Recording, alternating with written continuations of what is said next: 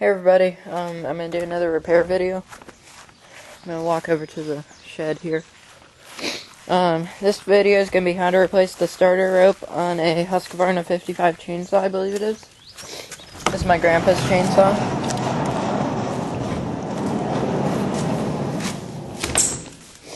And here it is. By the way, this is not a steel chainsaw, it's in a steel case, but it's a Husqvarna 235 or 445 actually. Yeah, this is his newest chainsaw, my grandpa's newest chainsaw.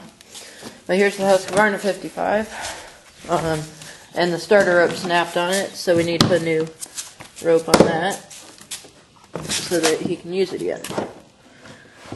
So as you can see, it's broken, and here's the new rope.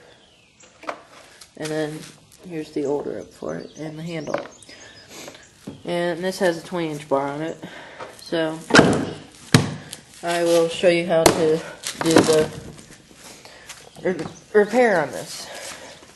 We'll walk over to the barn here where the shop is.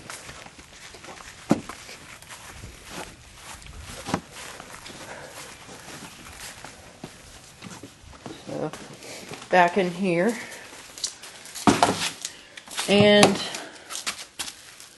let's open this case up and get the chainsaw out. Now this is a quite large chainsaw, as you can see. But I've used it before. He had to rebuild the carburetor on it. It was running. He had to run it on part choke and it would shut off on you and stuff like that. But he rebuilt the carburetor and got it running again. But now the starter rope is snapped on it. So we'll replace that right now. So I'm going to have my shop person hold this, show what I'm doing. And do not zoom in all the time. Got it? Okay, so this is the new rope here. It's a number 3.5, I believe. And it's about this long. I don't know how long it is, but so what you want to do first is, you can see there's a knot in here. This is the starter handle. So you want to take a flathead screwdriver or a pair of needle nose pliers. I'll get a pair of needle nose pliers also, if I can find them. But here it is.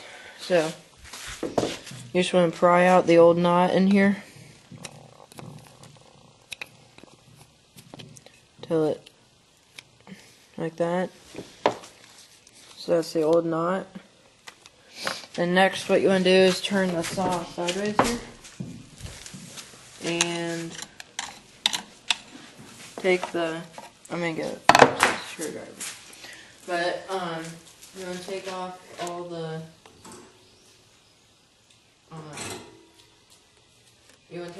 those screws holding the recoil on. Actually, one of them is a flathead, so I'll need the flathead screwdriver also. But you just want to take off all the these screws like that.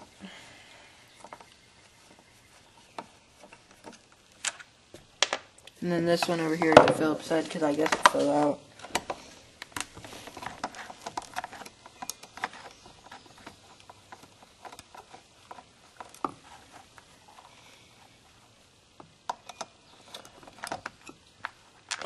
But you want to do it, put that one over there so we remember that's the right one. Then there's one last one over here.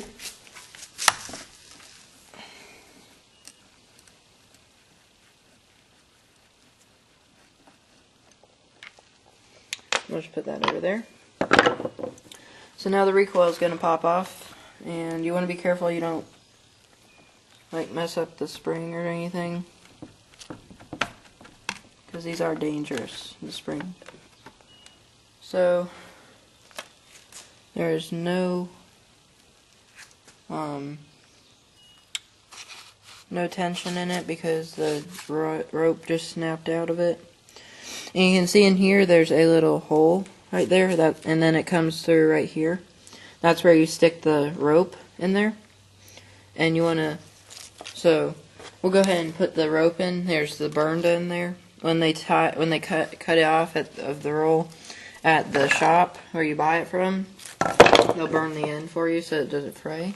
So you just want to stick that end. If they haven't burned it for you, what you can do is just burn it and then like roll it around in your fingers. Be careful, it may be hot. But you want to stick this end in the hole right here. And you can see it's going to come through in there. Now you want to take your needle nose pliers.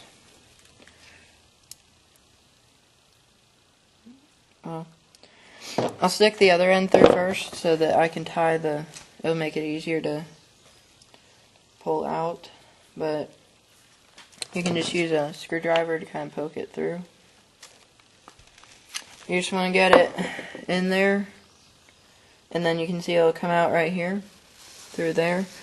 And then you just want to pull this out till you have about that much left. And then you want to tie a knot on it. Like that.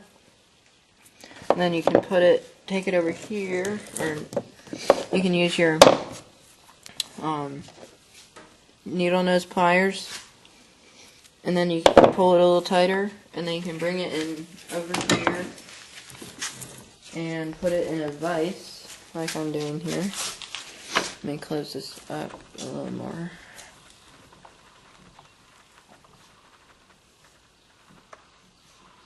You can put it in a vise and then pull it really tight with a pair of pliers, because you don't want this coming loose. There. So now that's nice and tight. So what you want to do is pull it through. So we'll come back over here. But you want to pull it through so that the knot is all the way down in there, like that. And then the rope goes through right here. So what you want to do first is wind the rope on here, or tighten the spring. And this, you turn it right to tighten it. But you just want to turn it about 2 or 3 turns. And it's kind of hard to do. It'll tighten up the spring so that it recoils. That's why it's called the recoil. But you just tighten the spring up so that it will go back in the housing when you're done. So you just want to stick the rope through the hole here. And then you can push it down in there. And I can see that's not enough tightness, so because this rope should go back in. But as you can see, it's not enough tightness, so what you want to do is pull the rope out as far as it'll go. Like that. And then, what you can do is just tighten it like this and then let the rope go back in. But you want to make sure it's fairly tight so that it recoils well. Then you can just hold it with your finger.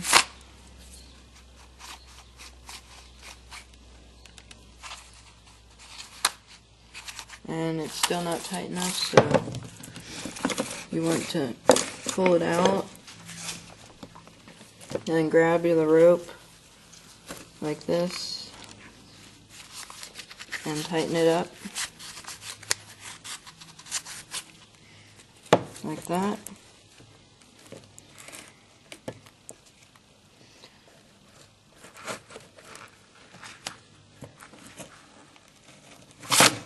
And that can happen if you aren't careful, because these springs are very tight. But you want to be safe while you're doing this and not let your finger in there. So now you just want to let it back slowly, and still not enough tightness. So what we'll do is we will come back after I tighten it.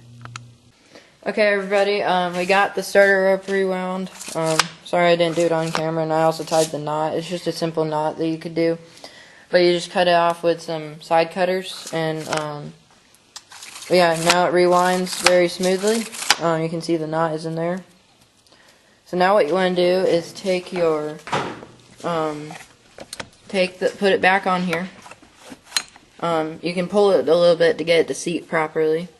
But what you want to do is take your 3 screws, or your 4 screws, and put them in the holes where the recoil is being held on. So there's going to be one right here, and if my shop helper can show this one. And then there's going to be 3 other ones. There's one right here above the fuel tank, and one right here by the fuel cap. So I'll put on the 3 Phillips ones. It's going to have 4 Phillips head screws.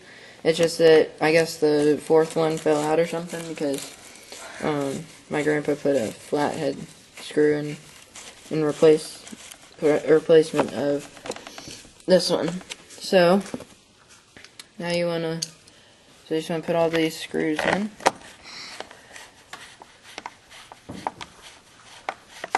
And be careful not to strip them because you're just screwing in the plastic, and if you strip them, they will fall out. So this is the flathead one I was telling you about that my grandpa had to put in, but they should all be Phillips head. But this one's a flathead, so just getting this one put in here. Like that. Alright, there we go. So, that was all the work that needed to be done on that. So I'll just briefly pull it over.